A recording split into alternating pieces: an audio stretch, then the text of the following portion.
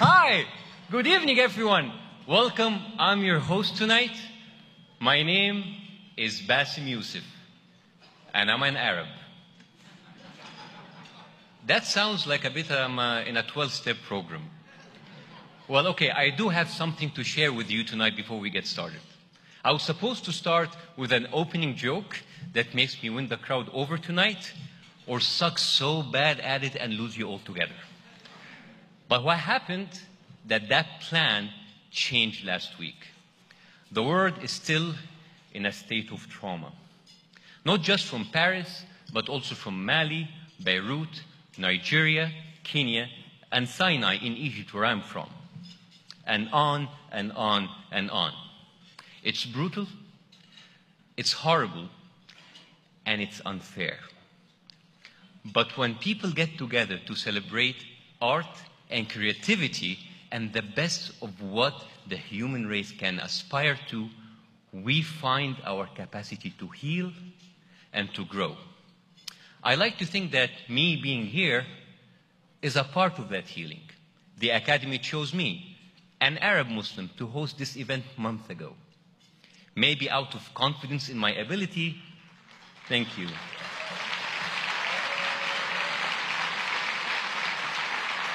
Thank you. They chose me, maybe out of confidence in my ability or lack of funds to get anyone better. But it happened, and here I am. Now that we have gotten that out of the way, I will continue to do what I had planned to do from the beginning.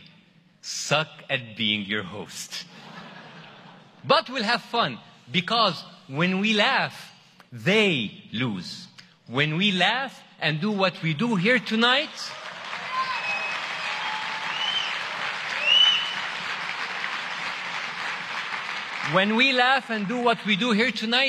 those evil bastards lose. And I only use the word bastards because I don't have the same profanity privileges John Oliver has on HBO. However, I can curse in Arabic, just in case those bastards are listening. So, يلعن ميتين أبوكم كلكم يا أولاد الوسخة. Whoa, thank you. It sounded dirty, right? It is. It is. It is. Arabic is a beautiful cursing language. You should learn it. FCC cannot beat that out, yes. Now I feel better. So, as I told you, I am from the Middle East, like Jesus, in case you forgot. But still, it's not the best neighborhood to be from at the moment. You know, NBC might not be broadcasting these awards, but the NSA surely is. It's nice to know that the NSA might be following me tonight. They can join the 13 million other people following me on social media. And like you saw in that great video, I am a political satirist and a convicted felon. I am being called the Jon Stewart of Egypt, and like many Arabs, I have self-esteem issues, so I need to drop his name all the time. Makes me feel important. And tonight, I can pick up more names to drop. Let's see. Julian Fellows here, right in front. International Emmy Founders Award recipient. Julian and I are like this. You know, we were both born in Egypt, just a few days apart. You can tell, right? عامل ايه يا تمام حبيبي باشا okay. And now there's Richard Plepler. He is the recipient of the Directorate Award. Whoa, HBO, Richard. Shows like Veep, last week tonight with John Oliver, and now you've got Jon Stewart in your stable, huh? So Richard, if either of those big name Johns don't deliver, I'm available. Not more of available kind of a band, but I come cheap. So, how about the Game of Thrones, right? Violence, full frontal nudity. Thank you, HBO. Thank you. An intoxicating mix of power, betrayal, greed, fire-breathing dragons, and sex. The only other place on TV that you can catch all that is the American presidential debates. Except the sex, of course. The debates, huh? Now that's a Game of Thrones. Donald Trump.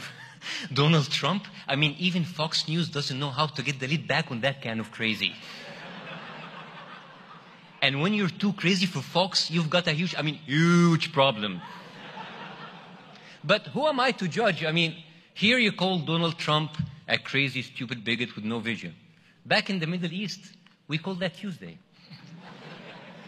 The Middle East is like one big dysfunctional family on the worst reality show ever, and it broadcasts 24/7. I don't know why we can't all just get along. I mean, we're not that different from each other. I mean, Jews are chosen by God. We are chosen by Homeland Security. If only Muslims and Jews can settle their differences in a Christian manner.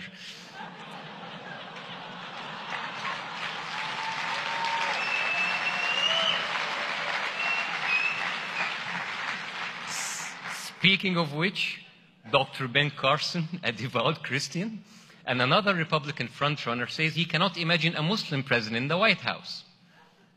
As if we don't have already one in the White House. You know what? I agree with Dr. Carson. A Muslim in the White House? Please. Everything that happens in the West is blamed on Muslims. Everything that happens everywhere else in the world is blamed on the USA. A Muslim American would be the most miserable president ever. So, don't worry, Dr. Carson. No Muslims in the White House anytime soon. But there is one that's hosting the Emmys tonight. Boom! Yes! Well, let's have some more fun tonight. I want to share with you a few fun facts. Fun fact about me, I am not on the international no-fly list. Yet. And I have to admit that in the past, I've had my share of being pulled at random from security lines. I have had so many cavity searches, I can tell you that my prostate is in tip-top condition. Thanks, Obamacare. By the way, when you're an Arab and you travel a lot, Obamacare takes a whole new meaning. But that was in the past. Now it's all good. No one is fingering me at the airport anymore. I kind of miss it. Fun fact, I mentioned Fox News earlier. Hello, Fox. Did you know that Arabs and Muslims love Fox News? Strange, right? But think about it. It's the only place on the planet where hot blonde chicks talk about us all the time. Fun fact, I live in Dubai. Not nominated for anything, but it has the world's highest TV transmitter on top of Burj Khalifa. Now, if you jump off the top of Burj Khalifa, you hit the ground in 30 seconds. 30 seconds. Fun fact, 30 seconds is the amount of time the Academy gives winners to accept their award and say thank you. Now, this might be enough time for a Scandinavian who has no family, lives alone, and is severely depressed. But for someone from the Middle East, it's barely enough time to get your third wife. So choose wisely the people that you want to thank. And we thank you for keeping it short. And as my 3-year-old daughter, Nadia, says all the time, Daddy, stop talking. Good advice.